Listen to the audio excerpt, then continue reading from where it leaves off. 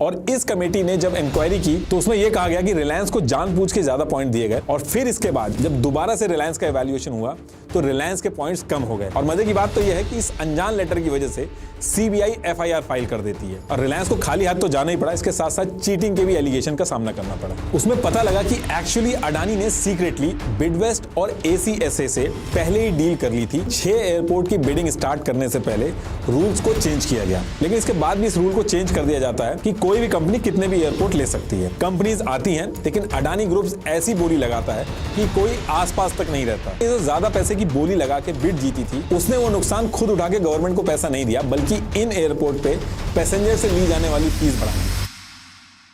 देखिए गवर्नमेंट जो है हमारी, उसके पास किसी भी प्राइवेट कंपनी के कंपैरेटिवली ज्यादा पैसा और ज्यादा कैपेबिलिटी है, लेकिन उसके बाद भी गवर्नमेंट प्राइवेट प्लेयर्स के हाथ में चीजें क्यों दे देती है। बीएसएनएल अपने टाइम पे सबसे सस्ती सर्विस देती थी, इनफैक्ट अपने एम्प्लॉइज को अच्छा पैकेज और जॉब सिक्योरिटी भी प्राइवेट कंपनीज के कंपैरेटिवली ज्यादा देती थी, लेकिन उसके बाद भी बीएसएनएल इन प्राइवेट प्लेयर्स के सामने नहीं टिक पाई। तो अब क्वेश्चन ये है कि क्या सच में गवर्नमेंट को बिजनेस चलाने के लिए प्राइवेट प्लेयर्स की जरूरत है या जानबूझ के ऐसा करती है वो। और दूसरी चीज, अगर सच में प्राइवेट प्लेयर्स ज्यादा अच्छे से चीजें चला रहे हैं तो सब चीजें प्राइवेट प्लेयर्स को देने में हल्ला क्यों हो रहा है, इसका नुकसान क्या है। और अभी मैं ये सारी चीजें इसलिए डिस्कस कर रहा हूं क्योंकि इंडिया में जो एयरपोर्ट्स हैं वहां कुछ ऐसा हो रहा है जिसका डायरेक्ट असर सिर्फ और सिर्फ आम जनता पे पड़ेगा। जो गेम हमने बीएसएनएल के टाइम पे देखा था, एग्जैक्ट वैसा तो नहीं, लेकिन कुछ उसी तरीके का एक इंटरेस्टिंग गेम हमारे इंडियन एयरपोर्ट्स पे भी हो रहा है। और एक्चुअल में हो क्या रहा है उसको समझने के लिए हमें थोड़ा सा पीछे जाना पड़ेगा।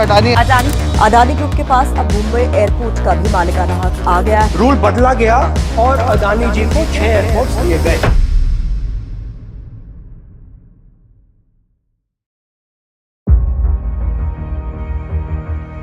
देखिए इन सब चीजों की शुरुआत होती है 1999 में। 1999 से पहले इंडिया के सारे एयरपोर्ट्स को एयरपोर्ट्स अथॉरिटी ऑफ इंडिया यानी कि एएआई, जो कि एक स्टैट्यूटरी गवर्नमेंट बॉडी है, ये चलाती थी, कोई प्राइवेट कंपनी नहीं चलाती थी। लेकिन मई 1999 में पहली बार ये सोचा गया कि गवर्नमेंट तो इसको चला ही रही है, लेकिन इसको प्राइवेट कंपनीज को भी दे देना चाहिए ताकि थोड़ा मॉडर्नाइजेशन हो सके। लेकिन गवर्नमेंट जो है वो ऐसे किसी प्राइवेट प्लेयर को एयरपोर्ट उठा के नहीं दे सकती, क्योंकि एयरपोर्ट एक नेशनल सिक्योरिटी का भी मुद्दा है, तो गवर्नमेंट का इन्वॉल्वमेंट रहना बहुत ही जरूरी है इसमें। तो इस चीज से निपटने के लिए एक मॉडल बनाया गया ताकि गवर्नमेंट और प्राइवेट कंपनीज दोनों का इन्वॉल्वमेंट रहे। इस मॉडल का नाम था PPP, public private partnership model. तो अब ये पीपीपी मॉडल क्या है? बेसिकली इसमें ना गवर्नमेंट डायरेक्टली एयरपोर्ट को चलाती है और ना ही प्राइवेट कंपनीज एयरपोर्ट को चलाती हैं, बल्कि एक अलग से कंपनी बनाई जाती है एयरपोर्ट के लिए, जिसको एयरपोर्ट का ऑपरेटर कहते हैं। यानी कि जो ऑपरेटर कंपनी बनाई जाती है वो एक्चुअल में उस पर्टिकुलर एयरपोर्ट को चला रही होती है, और जो मुनाफा होता है वो शेयर्स के हिसाब से गवर्नमेंट और प्राइवेट कंपनीज आपस में बांट लेती हैं। तो पूरे इंडिया के अंदर एयरपोर्ट्स को या तो गवर्नमेंट चलाती है या फिर इस पीपीपी मॉडल की तरह प्राइवेट कंपनीज चलाती हैं। इस चीज को मैं आपको एक एग्जांपल से समझाता हूं। जैसे 1999 में यह डिसाइड किया गया कि केरला के कोची एयरपोर्ट को प्राइवेट कर दिया जाएगा, लेकिन इसको डायरेक्ट प्राइवेट कंपनीज को नहीं दिया गया, बल्कि गवर्नमेंट ने एक अलग से कंपनी बनाई जिसका नाम था Cochin international airport limited, CIAL, और इस एयरपोर्ट को CIAL को दे दिया गया।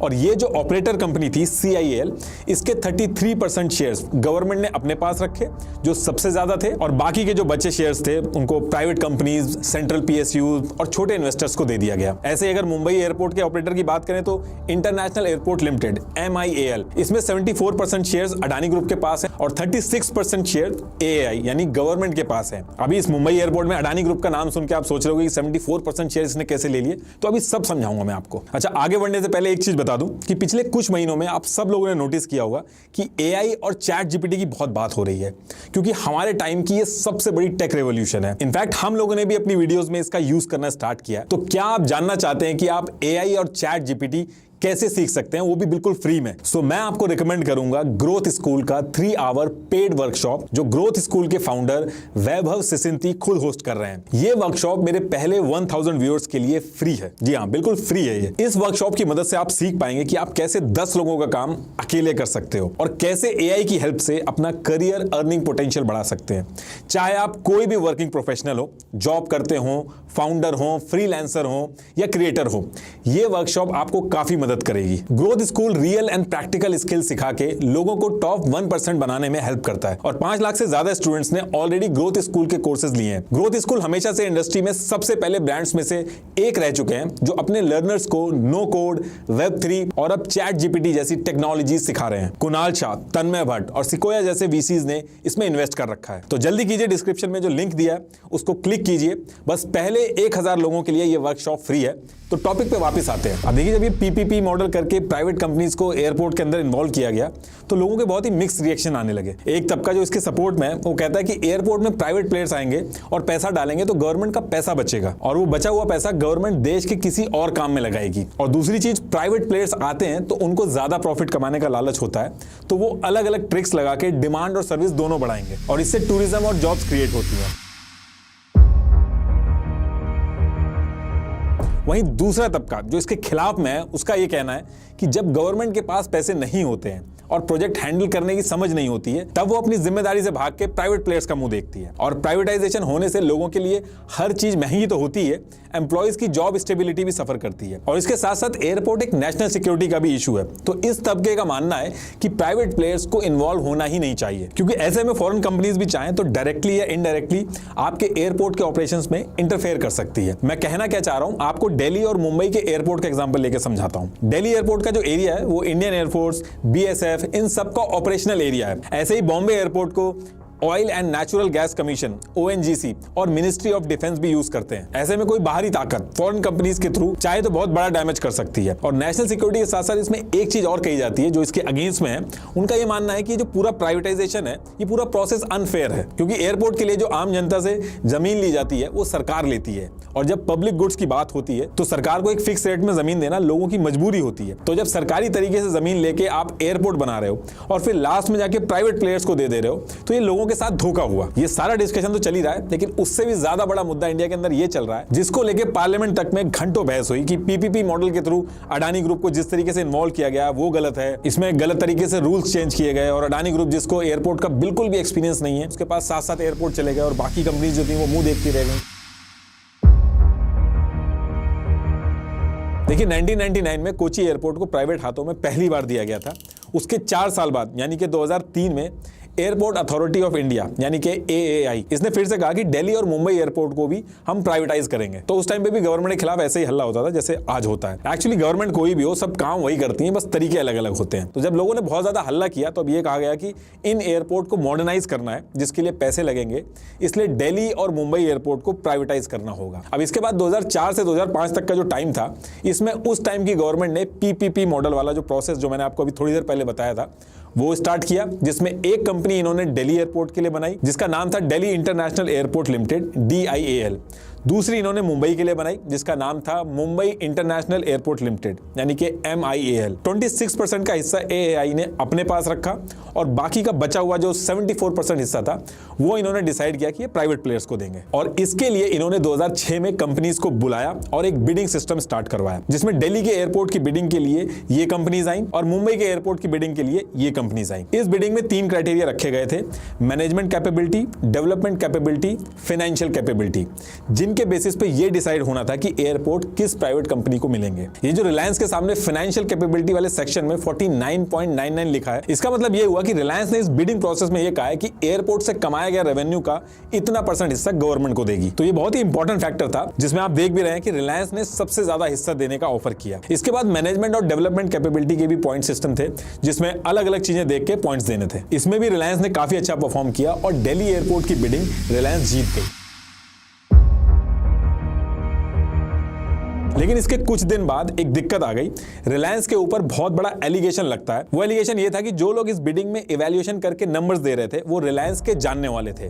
बात इतनी ज्यादा बढ़ती है कि इस बिडिंग को कैंसिल करके गवर्नमेंट ने अलग से इंक्वायरी करने के लिए एक कमेटी बनाई जिसका नाम था group of eminent technical experts GETE। और इस कमेटी ने जब इंक्वायरी की तो उसमें यह कहा गया कि रिलायंस को जानबूझ के ज्यादा पॉइंट दिए गए, और फिर इसके बाद जब दोबारा से रिलायंस का इवैल्यूएशन हुआ तो रिलायंस के पॉइंट्स कम हो गए। ये जो प्री GETE और पोस्ट GETE लिखा हुआ है ये इसी चीज का है। प्री में रिलायंस के पॉइंट्स ज्यादा थे, लेकिन पोस्ट में जब इंक्वायरी हुई तो रिलायंस के पॉइंट्स कम हो गए और इसके बाद GMR फ्रैफोर्ड को दिल्ली का एयरपोर्ट दे दिया गया। रिलायंस ने इस पर बहुत हल्ला किया। 2006 में दिल्ली हाई कोर्ट में यूनियन ऑफ इंडिया और AI के खिलाफ पिटीशन वगैरह डाली, लेकिन हाई कोर्ट ने उसको रिजेक्ट कर दिया। फिर यहां से भी रिलायंस नहीं माना, वो सुप्रीम कोर्ट में गया, लेकिन नवंबर 2006 में वहां पर रिलायंस की पिटीशन को रिजेक्ट कर दिया गया और रिलायंस को खाली हाथ तो जाना ही पड़ा, इसके साथ साथ चीटिंग के भी एलिगेशन का सामना करना पड़ा। अब देखिए, रिलायंस तो इस बिडिंग प्रोसेस से बाहर निकल गया था और दिल्ली एयरपोर्ट GMR फ्रैफोर्ड को मिल गया था। अगर आप मुंबई के एयरपोर्ट के बिडिंग प्रोसेस का पॉइंट टेबल देखोगे तो यहां भी GMR फ्रेपोर्ट आगे था, लेकिन एक ही कंपनी की मोनोपोली ना हो जाए इसलिए ये रूल था कि एक कंपनी को 2 एयरपोर्ट इस बिडिंग में नहीं दिए जाएंगे। तो अब क्योंकि GMR फ्रेपोर्ट को इस रूल की वजह से सिर्फ एक ही एयरपोर्ट मिल सकता था, तो GMR फ्रेपोर्ट ने दिल्ली एयरपोर्ट सेलेक्ट किया, तो दिल्ली एयरपोर्ट GMR को मिल गया। और जब मुंबई एयरपोर्ट से GMR निकल के उसने दिल्ली चूज किया, तो जो बाकी बची कंपनीज थी उसमें GVK जो था वो पॉइंट्स में आगे था, तो उसको मुंबई एयरपोर्ट मिल गया। अब आप कहोगे कि अडानी ग्रुप के पास तो 7-7 एयरपोर्ट हैं और यहां आप हमें समझा रहे हो कि 2 एयरपोर्ट एक कंपनी को नहीं मिल सकते।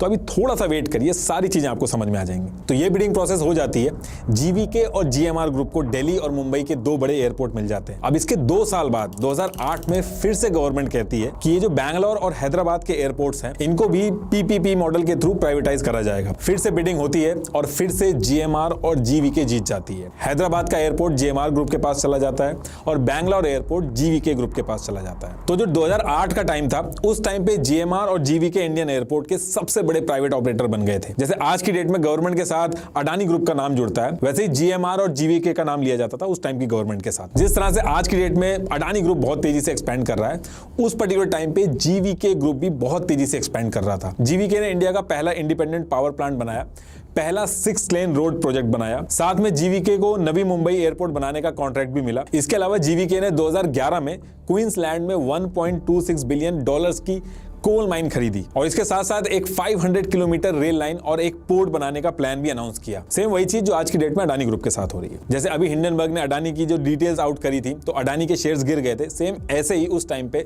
2012 में क्रेडिट सुई ने हाउस ऑफ डेट नाम से एक रिपोर्ट निकाली थी और इसमें इंडिया के 10 सबसे ज्यादा कर्ज में रहे कॉर्पोरेट हाउसेस को लिस्ट किया था, जिसमें GVK का भी नाम था और इसकी वजह से GVK का भी बहुत बड़ा नुकसान हो गया था। ये सब तो चल ही रहा था, इसके साथ साथ उत्तराखंड में अलकनंदा में 330 MV का हाइड्रो पावर प्लांट बनाया था GVK ने, लेकिन चालू होने से पहले ही उत्तराखंड में फ्लड आ गया और वो प्रोजेक्ट 2 साल के लिए डिले हो गया। और ये जो 2012 का उत्तराखंड वाला प्रोजेक्ट था ये डिले होके 2014 में पहुंच जाता है और उसके बाद गवर्नमेंट चेंज हो जाती है। और जब गवर्नमेंट चेंज हो गई तो 2014 में जब पंजाब में 540 MW Goindwal Sahib thermal power project बनकर तैयार हुआ, तब सुप्रीम कोर्ट ने कोल ब्लॉक्स की एलोकेशन को कैंसिल कर दिया, जिसकी वजह से GVK को कोल मिलना मुश्किल हो गया था। कुल मिला के हर साल इनकी सिचुएशन टफ होती जा रही थी। इसके बाद आता है साल 2019। मुंबई एयरपोर्ट, जो मैंने पहले भी बताया था कि वो PPP मॉडल पे था, तो मुंबई एयरपोर्ट के लिए जो कंपनी बनाई गई थी उसका नाम था MIAL, Mumbai airport international limited, जिसमें AAI यानी कि गवर्नमेंट का 26% हिस्सा था। 50% की हिस्सेदारी GVK के पास थी जो कि सबसे ज्यादा थी। 13.5% की हिस्सेदारी एक साउथ अफ्रीकन कंपनी बिडवेस्ट के पास थी और 10% हिस्सेदारी जो थी वो ACSA के पास थी। इसमें बहुत इंटरेस्टिंग रूल था, जो अभी मैंने कंपनियों के नाम बताए हैं, ये ऐसा नहीं कि अपने शेयर्स उठा के किसी को भी बेच सकती थी। अगर इन कंपनीज में से कोई एक कंपनी अपने शेयर्स बेचना चाहती है तो वो पहले इन बाकी बची कंपनीज से पूछेगी, फिर जाके कहीं बाहर अपने शेयर्स को बेच सकती है। और ये जो रूल था, इस रूल को फॉलो करने के लिए जितनी भी कंपनियां थी जो मैंने भी नाम लिए, इन्होंने एग्रीमेंट्स भी साइन किए थे। शेयर होल्डर्स एग्रीमेंट SHA और आर्टिकल ऑफ एसोसिएशन AOA ये साइन किया था। अगर आप एयरपोर्ट रिलेटेड न्यूज में right of first refusal word सुनोगे तो इसका मतलब यही है कि बाहर बेचने से पहले आप इनसे पूछोगे और ये चाहें तो उसको रिफ्यूज करके खुद खरीद सकते हैं। तो जनवरी 2019 आता है और इन्हीं कंपनी में से एक कंपनी बिडवेस्ट ने बाकी बची कंपनी से कहा कि वो अपने मुंबई एयरपोर्ट के शेयर्स बेचने वाली है। अगर आपको लेने हैं तो 30 दिन के अंदर आप ले लो, वरना वो बाहर जाके किसी और को बेच देगी। अब ये तो बहुत ही नॉर्मल सी चीज है क्योंकि रूल्स के हिसाब से तो बिडवेस्ट ऐसा कर सकती है, लेकिन हल्ला इस पे 22 फरवरी 2019 को होता है जब इकोनॉमिक टाइम्स ने एक रिपोर्ट पब्लिश करी। उसमें पता लगा कि एक्चुअली अडानी ने सीक्रेटली बिडवेस्ट और ACSA से पहले ही डील कर ली थी शेयर्स खरीदने के लिए, इसलिए ये लोग अपने शेयर्स बेच रहे थे। लेकिन अडानी का मुंबई एयरपोर्ट को सीक्रेटली खरीदने का जो सपना था वो GVK ने तोड़ दिया। GVK ने रूल के हिसाब से इस डील को ब्लॉक कर दिया और कहा कि मुंबई एयरपोर्ट के जो शेयर्स हैं वो बाहर किसी और को नहीं बेचे जाएंगे, वो खुद खरीदेगा। अब देखिए ये जो टाइम था, यहां से GVK का बुरा टाइम चालू हो जाता है। वो पहले ही फाइनेंशियल लॉस में चल रहा था, जैसे मैंने पहले बताया आपको।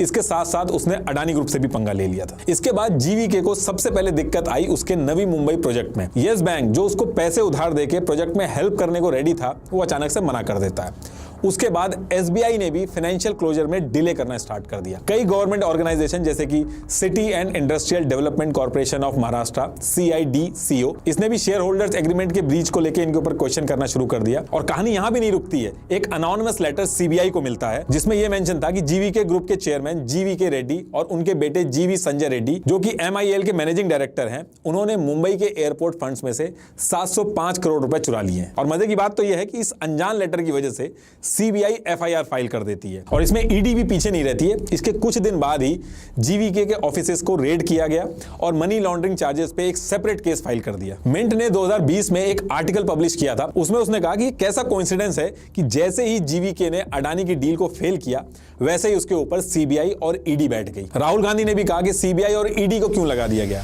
जीवी के लोग खड़े हुए, ईडी CBI एजेंसीज आ जाती है, उनको परे कर देती हैं। इसके जवाब में निशिकांत दुबे ने कहा कि तुमने भी तो अपने टाइम में GVK और GMR को बिना एक्सपीरियंस के एयरपोर्ट उठा के दे दिए थे। पूरी कांग्रेस पार्टी को चैलेंज करता हूं कि GMR और GVK को कौन सा एयरपोर्ट चलाने का लाइसेंस जब दिया तो उनको उसका नॉलेज था। देखिए उस पर्टिकुलर टाइम पे GVK के लिए हर तरफ से सिचुएशन टफ हो गई थी।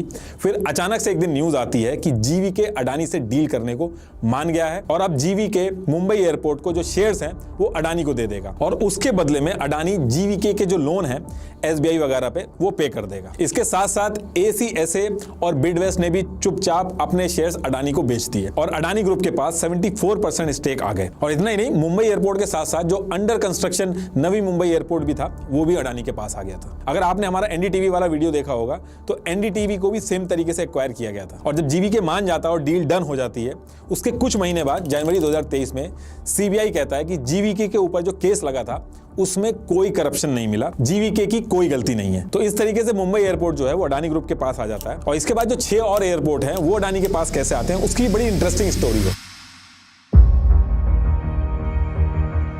देखिए जिस वीक में मुंबई एयरपोर्ट अडानी ग्रुप के पास जाता है उसके नेक्स्ट वीक में एक न्यूज आती है जिसमें civil aviation minister Hardeep Puri ji कहते हैं कि मैं अपने दिल से कह सकता हूं कि सरकार को एयरपोर्ट और एयरलाइंस नहीं चलानी चाहिए, ये सारी चीजें प्राइवेट प्लेयर्स को दे देनी चाहिए। और ये स्टेटमेंट जब आई थी तो उससे लगने लगा था कि आगे और भी एयरपोर्ट जो है उनको प्राइवेटाइज किया जाएगा। और लोगों के असम्पशन सही निकले क्योंकि उसके कुछ दिन बाद गवर्नमेंट ने अनाउंस किया कि गवर्नमेंट अपने 6 और एयरपोर्ट जिसमें अहमदाबाद, गुवाहाटी, जयपुर, लखनऊ, मैंगलोर और तिरुवनंतपुरम थे उनको भी PPP मॉडल के थ्रू प्राइवेटाइज करेगी। इस अनाउंसमेंट के बाद 6 एयरपोर्ट्स की बिडिंग स्टार्ट होती है और इस 6 एयरपोर्ट की जो बिडिंग होती है इसमें सारे के सारे यानी 6 के 6 एयरपोर्ट अडानी ग्रुप जीत जाता है। बाकी मुंबई वाला एयरपोर्ट पहले से ही था तो अडानी ग्रुप के पास टोटल 8 में से 7 एयरपोर्ट अडानी ग्रुप के पास पहुंच जाते हैं। अब आप कहोगे कि अडानी ग्रुप तो रूल्स के हिसाब से बिडिंग प्रोसेस में बैठने के लिए एलिजिबल ही नहीं था क्योंकि इनको एयरपोर्ट्स वगैरह चलाने का एक्सपीरियंस नहीं है। तो देखिए ये 6 एयरपोर्ट की बिडिंग स्टार्ट करने से पहले रूल्स को चेंज किया गया।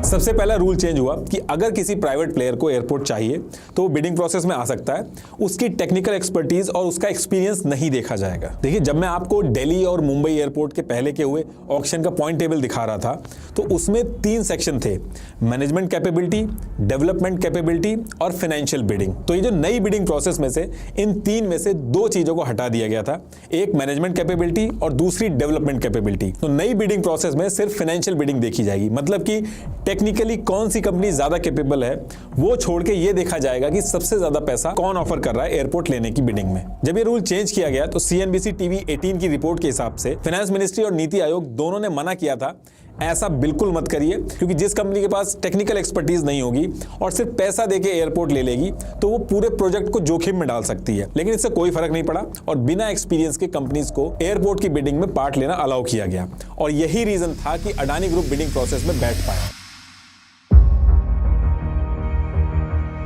दूसरा रूल ये चेंज किया गया कि एक कंपनी 2 से ज्यादा एयरपोर्ट ले सकती है। अभी थोड़ी देर पहले हमने डिस्कस किया था कि जब दिल्ली और मुंबई एयरपोर्ट में GMR दोनों बिडिंग में आगे था तो उसको मजबूरी में एक एयरपोर्ट छोड़ना पड़ा था क्योंकि रूल्स के हिसाब से उस पर्टिकुलर बिडिंग में एक कंपनी को 2 एयरपोर्ट नहीं दिए जा रहे थे क्योंकि दोनों बड़े एयरपोर्ट एक ही कंपनी के पास चले जाएंगे तो कंपटीशन खत्म हो जाएगा। और इस तरीके के रूल्स जो है गवर्नमेंट है वो टाइम टू टाइम करती रहती है। जैसे जब दिल्ली में जब इलेक्ट्रिसिटी को प्राइवेट हाथों में दिया गया था तो दिल्ली को अलग अलग जोन में डिवाइड करके 2 अलग कंपनियों को दिया गया था ताकि ताकि मोनोपोली ना हो। और अगर एयरपोर्ट की भी बात करें तो अगर ज्यादा से ज्यादा एयरपोर्ट एक ही कंपनी के पास जाएंगे तो कुछ दिक्कत हो जाती है कंपनी में, तो सारे एयरपोर्ट रिस्क पे आ जाते हैं। एयरपोर्ट्स अथॉरिटी एम्प्लॉइज यूनियन के पास जो डॉक्यूमेंट है उसमें यह कहा गया कि जब एक कंपनी को मल्टीपल एयरपोर्ट्स देने की बात की गई थी तो मिनिस्ट्री ऑफ फाइनेंस के डिपार्टमेंट ऑफ इकोनॉमिक अफेयर्स यानी कि DEA इसने इसके लिए साफ मना कर दिया था। और इसके साथ ही DEA ने दिसंबर 2018 में एक अप्रेजल नोट में भी कहा था कि एक बिडर को 2 से ज्यादा एयरपोर्ट नहीं मिलने चाहिए, और अगर ऐसा नहीं किया गया तो मोनोपोली होगी और एयरपोर्ट्स रिस्क पे आ जाएंगे। लेकिन इसके बाद भी इस रूल को चेंज कर दिया जाता है कि कोई भी कंपनी कितने भी एयरपोर्ट ले सकती है, और अगर ये रूल चेंज नहीं होता तो अडानी को 6 एयरपोर्ट नहीं मिलते। अब तीसरा रूल ये चेंज किया गया कि अब कंपनीज को गवर्नमेंट के साथ रेवेन्यू शेयर करने की जरूरत नहीं है, बल्कि उसकी जगह पे पर पैसेंजर फीस ली जाएगी। मतलब कि एयरपोर्ट पे हर पैसेंजर की एक फीस डिसाइड कर दो, तुम कमाओ चाहे ना कमाओ, हर पैसेंजर जो एयरपोर्ट पे आएगा उसकी फीस फिक्स होगी, और जो सबसे ज्यादा पर पैसेंजर फीस देगा बिडिंग प्रोसेस के अंदर वो जीत जाएगा बिडिंग। तो अब आप कहोगे कि इसमें क्या दिक्कत हो गई, तो देखिए इसके पीछे भी बहुत इंटरेस्टिंग स्टोरी है। देखिए जब दिल्ली और मुंबई के एयरपोर्ट की बिडिंग प्रोसेस हम डिस्कस कर रहे थे तो उसमें मैंने रिलायंस वाले सेक्शन के सामने एक चीज मेंशन की थी कि 45.99% रेवेन्यू हिस्सा रिलायंस देने को रेडी था, जो कि बहुत ही ज्यादा था, और उसी के बेसिस पे डिसाइड हुआ था कि कौन बिड जीतेगा। देखिए अगर आप हमारे चैनल के रेगुलर व्यूअर्स होंगे तो आपने हमारी हाउ एयरपोर्ट्स अर्न मनी ये वाली वीडियो देखी होगी कि एयरपोर्ट 2 तरीके से पैसे कमाता है। एक तो वो पैसेंजर से पैसा लेता है टिकट वगैरह से, दूसरा वो एयरपोर्ट की दुकानों वगैरह से रेंट पे, लाउंज और पार्किंग वगैरह रेंट पे देता है, और एडवर्टाइजिंग से लेता है। तो जब पर पैसेंजर के हिसाब से गवर्नमेंट को पैसा दिया जाएगा तो उसमें एक दिक्कत है, अगर पैसेंजर्स कम आए, जैसे कोविड में पैसेंजर्स कम हो गए थे तो गवर्नमेंट को कम पैसा जाएगा, लेकिन एयरपोर्ट की शॉप्स वगैरह से रेंट वगैरह तो हर सिचुएशन में ही आता है, तो वो सारी चीजें जो है वो प्राइवेट कंपनी की जेब में जाएगा। तो ये घाटे का सौदा हुआ गवर्नमेंट के लिए, और यही रीजन था कि DEA और नीति आयोग इस पैसेंजर फी वाले मॉडल के अगेंस्ट में थे। नीति आयोग ने एक नोट में लिखा कि इससे पहले जो प्रॉफिट था वो गवर्नमेंट और प्राइवेट कंपनी के बीच में बांट लिया जाता था, उससे गवर्नमेंट को ज्यादा फायदा था। इससे पहले वाले मॉडल में अगर एयरपोर्ट कमाता था तो गवर्नमेंट भी कमाती थी, लेकिन पर पैसेंजर फी वाला जो मॉडल है इसमें यह भी हो सकता है कि एयरपोर्ट कमाए और गवर्नमेंट ना कमाए। जैसे कोविड वाली सिचुएशन हो गई थी तो उसमें पैसेंजर्स कम आ रहे थे लेकिन मुनाफा तब भी हो रहा था कंपनीज को। लेकिन इसके बाद भी रूल्स चेंज हुए और हर जगह हल्ला हुआ, पार्लियामेंट में हल्ला हुआ, मीडिया वगैरह ने भी क्वेश्चन उठाए। बहुत हल्ला होने के बाद गवर्नमेंट ने इस पर रिप्लाई किया, जो भी रूल चेंज किए उसके पीछे क्या स्टोरी थी वो बताई उन्होंने। गवर्नमेंट ने कहा कि अगर हम नई कंपनीज को आगे नहीं आने देंगे तो एयरपोर्ट बिजनेस में एक्सपीरियंस वाली बहुत ही कम कंपनीज हैं, खाली 6 कंपनीज हैं। अगर हम बार बार सिर्फ उन्हीं कंपनीज को बिडिंग में बैठाएंगे तो उनकी मोनोपोली हो जाएगी। दूसरा उन्होंने कहा कि एक प्राइवेट कंपनी को मल्टीपल एयरपोर्ट देने वाला रूल इसलिए लाया गया क्योंकि पहले एयरपोर्ट्स कम थे, आज की डेट में 100 से ज्यादा एयरपोर्ट हैं इंडिया में। अगर ये रूल रहेगा तो डिमांड के हिसाब से उतनी प्राइवेट कंपनी है ही नहीं, तो मजबूरी थी ये रूल चेंज करने की। पर पैसेंजर फी वाला जो इशू था उस पर गवर्नमेंट ने यह कहा कि कंपनीज अपना रेवेन्यू कम दिखाती हैं तो इससे नुकसान होता है, इसलिए पर पैसेंजर वाला मॉडल जो है वो ज्यादा इफेक्टिव है, इसलिए उसको लाया गया। तो ये सारे क्लैरिफिकेशन देने के बाद रूल्स चेंज होते हैं और उसके बाद आता है बिडिंग प्रोसेस वाला दिन। कंपनीज आती हैं लेकिन अडानी ग्रुप्स ऐसी बोली लगाता है कि कोई आसपास तक नहीं रहता। ये देखिए अहमदाबाद, जयपुर, लखनऊ 6 के 6 एयरपोर्ट में अडानी ग्रुप की बिडिंग के आसपास भी नहीं है कोई। जहां मैंगलोर एयरपोर्ट के लिए 45 रुपीज पर पैसेंजर की बोली लगी, वहां अडानी ग्रुप ने 115 रुपए पर पैसेंजर की बोली लगाई, और यही रीजन था एक तरफा 6 के 6 एयरपोर्ट अडानी ग्रुप जीत जाता है। लेकिन बिड जीतने के बाद एक चीज और होती है, अडानी ग्रुप ने ये जो ज्यादा पैसे की बोली लगा के बिड जीती थी उसने वो नुकसान खुद उठा के गवर्नमेंट को पैसा नहीं दिया, बल्कि इन एयरपोर्ट पे पैसेंजर से ली जाने वाली फीस बढ़ा दी। जिससे हुआ ये कि जो ज्यादा पैसे की बिडिंग लगाई थी उसने और जो एक्स्ट्रा पैसा उसको सरकार को देना था वो उसने पैसेंजर से एक्स्ट्रा वसूल लिया और अपना प्रॉफिट अपने पास रखा। मैं एग्जांपल समझाता हूं। जैसे कि अहमदाबाद से ट्रेवल करने वाले लोग अगर अपना टिकट खोल के देखेंगे तो उसमें एक चीज नोटिस करेंगे, अहमदाबाद में पहले यूजर डेवलपमेंट फी जो पर पैसेंजर चार्ज की जाती थी और आपकी टिकट में इंक्लूडेड होती थी वो पहले डोमेस्टिक और इंटरनेशनल पैसेंजर के लिए 100 रुपए थी, लेकिन 1 फरवरी 2023 से वो डोमेस्टिक पैसेंजर के लिए 250 रुपए और इंटरनेशनल पैसेंजर के लिए 550 रुपए कर दी गई। और यही नहीं, 1 अप्रैल 2024 से ये डोमेस्टिक के लिए 450 हो जाएगी और इंटरनेशनल के लिए 880 रुपए हो जाएगी, और 1 अप्रैल 2025 से ये डोमेस्टिक के लिए 600 हो जाएगी और इंटरनेशनल के लिए 1190 हो जाएगी। इसी तरीके से अगर मैंगलुरु एयरपोर्ट को लें तो वहां भी सेम चीज की गई। डोमेस्टिक पैसेंजर के लिए यूडीएफ यानी यूजर डेवलपमेंट फी पहले 150 रुपए ली गई और इस साल उसको 350 रुपए कर दिया गया।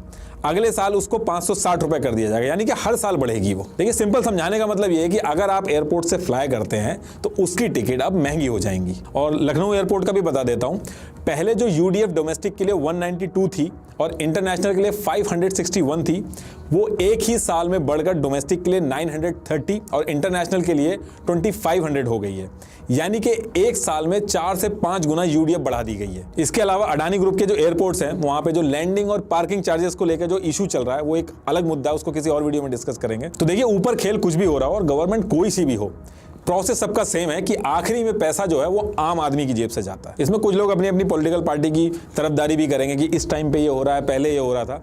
देखिए कोई भी हो, कोई भी गवर्नमेंट हो, आप ईयर देख लीजिएगा शुरू से लेकर आखिरी तक, कोई भी गवर्नमेंट हो, सबने सेम काम किया है। पहले कंपनी कोई दूसरी थी, इस समय कंपनी कोई और है। अभी करंट सिचुएशन की बात करें तो जीएमआर ग्रुप जो है वो लीड कर रहा है इंडियन एयरपोर्ट्स में। इसके पास 34.13% इंटरनेशनल ट्रैफिक है और 29.27% डोमेस्टिक ट्रैफिक है।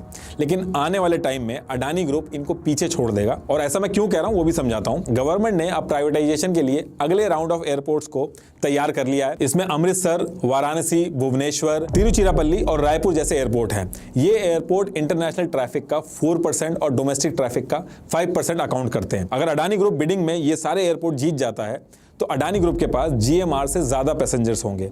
इसके अलावा गवर्नमेंट का प्लान है कि अगले कुछ साल में 50 एयरपोर्ट्स को और प्राइवेटाइज किया जाएगा जिनको गवर्नमेंट चलाती है। अगर अडानी ग्रुप ये सारे एयरपोर्ट्स की भी बिडिंग जीत जाता है तो इंडिया के एयरपोर्ट स्पेस में एक मोनोपोली भी हो सकती है। जो माहौल है उससे लग रहा है कि अडानी ग्रुप आगे की बिड जीत जाएगा। अगर आप न्यूज फॉलो करना चालू करोगे तो जीएमआर और अडानी ग्रुप के जो स्टेटमेंट आ रहे हैं उससे आपको आइडिया लग जाएगा कि आगे क्या होने वाला है। जैसे मार्च 2023 में अगर आपने न्यूज फॉलो की हो तो अडानी एयरपोर्ट के चीफ एग्जीक्यूटिव अरुण बंसल ने कहा कि अडानी आने वाले एयरपोर्ट बिड्स में और एयरपोर्ट्स के लिए बिड करेगा क्योंकि उसका एम्बिशन है कि इंडिया का वो लीडिंग एयरपोर्ट ऑपरेटर बने। लेकिन अगर आप न्यूज में जीएमआर के स्टेटमेंट को देखोगे तो वो कुछ पॉजिटिव नहीं आ रहे। जीएमआर का कहना है कि हम अब बिडिंग को लेकर एक कंजर्वेटिव अप्रोच रखेंगे, मतलब कि बहुत हाई बिडिंग नहीं करेंगे। तो इससे लोग आइडिया लगा रहे हैं कि शायद आने वाले टाइम में अडानी ग्रुप की मोनोपोली होगी इंडियन एयरपोर्ट्स पर। लेकिन जब भी ऐसी सिचुएशन होती है कि एक दो प्लेयर्स ही बचते हैं और सिर्फ उन्हीं की मोनोपोली रहती है, ऐसी सिचुएशन में सबसे ज्यादा नुकसान आम जनता का होता है। इससे पहले जब एयरपोर्ट्स पूरी तरीके से गवर्नमेंट के हाथ में थे तो उनकी जवाबदेही होती थी पार्लियामेंट को, जिनको लोगों ने चुना था, तो उसको मुनाफे के साथ साथ लोगों के बारे में भी सोचना पड़ता था।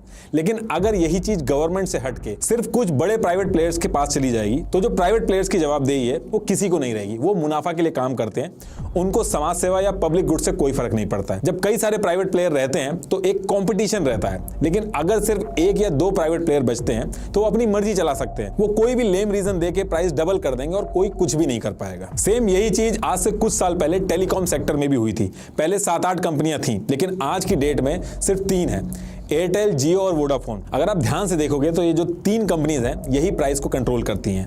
गवर्नमेंट कुछ नहीं कर पाती है। जैसे नवंबर 2021 में सभी कंपनियों ने अपने 4G का जो प्राइस था वो 20% बढ़ा दिया था। पहले एयरटेल ने प्राइस बढ़ाया, फिर वोडाफोन ने बढ़ाया और फिर जियो ने बढ़ाया। अगर इन तीनों कंपनीज में से सिर्फ एक कंपनी पैसा बढ़ाती तो उसको नुकसान होता, पब्लिक बाकी ऑपरेटर्स के पास चली जाती। लेकिन इनको पता था कि अगर तीनों ही प्लेयर्स पैसा बढ़ाएंगे, एक साथ बढ़ाएंगे, तो कस्टमर की मजबूरी बन जाएगी, उसको देना पड़ेगा, वो कुछ नहीं कर पाएगा। इसी तरीके की जो सिचुएशन है वो एयरपोर्ट में भी हो सकती है अगर अडानी और जीएमआर जैसे 2-3 बड़े प्लेयर ही एयरपोर्ट स्पेस में रह जाएंगे तो।